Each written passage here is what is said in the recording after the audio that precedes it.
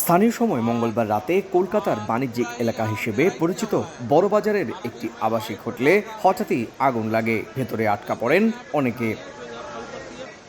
আতঙ্কে ভবনের ওপর থেকে লাফিয়ে পড়ে জীবন বাঁচানোর চেষ্টা করেন কেউ কেউ। এতে প্রাণহানির পাশাপাশি মারাত্মকভাবে আহত হন বেশ কয়েকজন।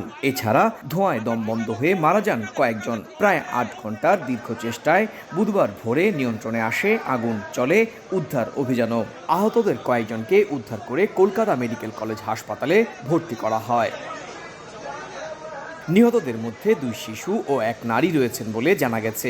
নিহতদের বেশিরভাগই ভারতের অন্য রাজ্যের বাসিন্দা। ব্যবসায়িক কাজে তারা কলকাতায় এসেছিলেন। আগুনের ঘটনায় কলকাতা পুলিশের পক্ষ থেকে গঠন করা হয়েছে তদন্ত কমিটি। बहुत सारे आवासिक वो दौड़ के नीचे निकल गए थे। एक डर के बारे में एक कूदे जिसका हाथ पांव टूट गया। गंभीर अवस्था में उन्हें हॉस्पिटल ले गया गया।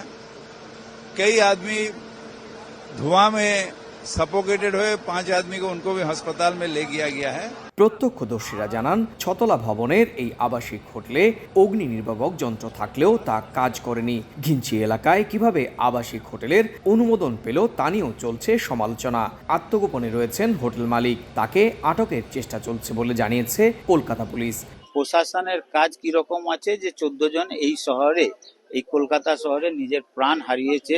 কিছু নেওয়ার জন্য এসেছিল, কিছু দেওয়ার জন্য এসেছিল। এ রাজ্যে বেঁচে থাকাটা খবর, মরে যাওয়াটা স্বাভাবিক ঘটনা। এদিকে আগুন নিয়ন্ত্রণে কলকাতা পৌর কর্তৃপক্ষের অবহেলার অভিযোগ এনে তীব্র সমালোচনা করেছে কংগ্রেস সহ বিরোধী রাজনৈতিক দলগুলো। এর আগেও কলকাতার বড়বাজার এলাকায় একাধিক আগুনের ঘটনা ঘটলেও প্রশাসনের পক্ষ থেকে কোনো পদক্ষেপ নেওয়া হয়নি বলেও অভিযোগ তাদের।